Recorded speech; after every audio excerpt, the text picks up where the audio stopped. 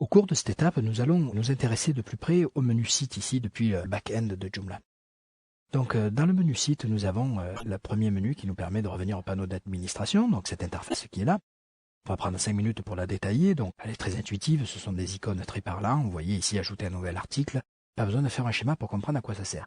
L'intérêt, c'est aussi de pouvoir gagner un raccourci. Par exemple, j'aurais pu venir créer depuis le contenu, gestion des articles, premier clic, nouvel article, deuxième clic. Donc j'arrive sur la création d'un article en 2 clics. Je vais annuler. J'aurais été directement dans le panneau d'administration. Si j'aurais fait ajouter un nouvel article, j'arrivais directement à la création d'un article sans avoir à passer par la case départ. Donc ça permet de faire des petits raccourcis des fois qui sont pas négligeables, qui permettent d'aller aux tâches les plus récurrentement utilisées.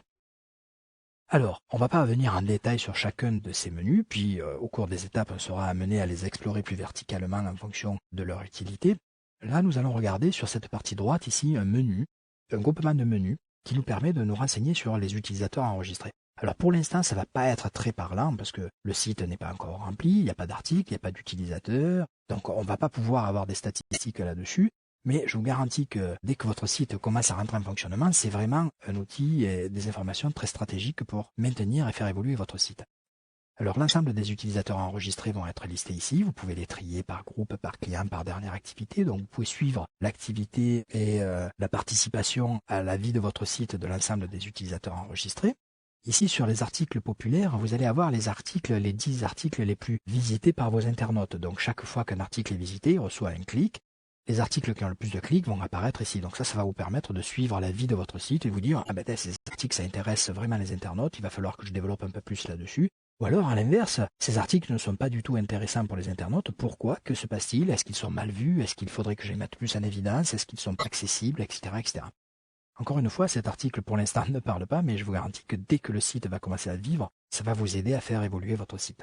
Les articles les plus récents, ça vous permet dès l'instant où vous travaillez, alors déjà d'avoir des raccourcis vers les derniers articles que vous avez mis en place, plutôt que d'aller les chercher dans la gestion de vos articles, mais aussi si vous travaillez à plusieurs et que des collaborateurs ont rentré d'autres informations, ça va vous permettre de le voir, d'aller les compléter, d'aller les renseigner, etc., etc. Donc de travailler rapidement et à plusieurs tout en étant informé sur le travail des autres.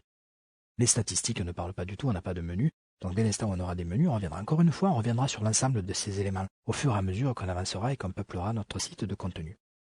Alors revenons sur le menu site ici, on a la gestion des utilisateurs qui me permet de créer des nouveaux utilisateurs, de faire vivre ce site par des collaborateurs, des contributeurs ou d'autres administrateurs qui vont pouvoir aider à maintenir le site. Pour l'instant, on ne va pas créer de nouvel utilisateur, on a une étape spécialement dédiée à cela plus tard. Pour l'instant, ce qu'on va faire, c'est simplement venir cliquer sur administrateur ici et venir modifier l'identifiant de admin. Vous avez vu que par défaut, Joomla, lorsqu'on l'installe, propose que le login de l'administrateur s'appelle admin. Ben là, on va pouvoir l'appeler autrement. Donc, on pourrait l'appeler Birno. Voilà, et on pourrait lui donner tout autre nom de connexion. Voilà, là, je vais l'appliquer. L'intérêt d'appliquer ou de sauver permet que lorsqu'il est appliqué, je peux avoir une seconde fenêtre ouverte, aller prévisualiser ce qu'il se passe et voir si l'effet me convient. S'il ne me convient pas, je peux revenir, modifier, corriger ce qui se passe, réappliquer et aller revérifier. Parce que dès l'instant où je sauve, je ne peux plus intervenir, il faudra que je réouvre encore une fois. Donc pour éviter des clics, ce petit icône de validation est intéressant. On le reverra à l'action dans d'autres utilisations, dans d'autres parties du site. La gestion des médias. Alors là, la gestion des médias, c'est presque à double emploi. Alors c'est dommage parce que l'interface s'est vachement enrichie par rapport aux versions antérieures de Joomla. Elle est très conviviale, très fonctionnelle, mais en fait, on va principalement utiliser d'un client FTP extérieur qui va transférer les fichiers. Alors, ça se passe comment? En fait, il faut retourner du côté des dossiers. Voilà, ici, lorsqu'on a installé Joomla, on a été dans un dossier. Donc, on était dans XAMPP ici, Joomla. Et là, Joomla, on a un dossier qui s'appelle Images.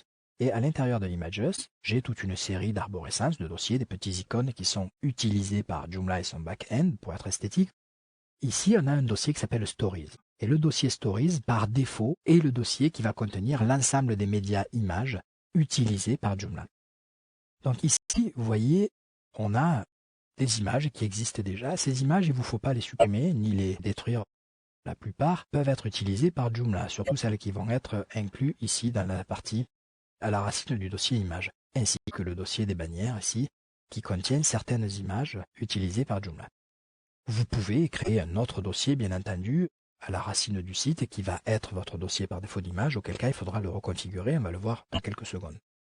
Donc pour l'instant, à l'intérieur de ce dossier image, dans Stories, j'ai toute une arborescence ici. Cette arborescence va être répétée ici. Vous voyez ici, Média, Stories. Et là, si je clique sur Stories, je vois tout ce que Stories contient.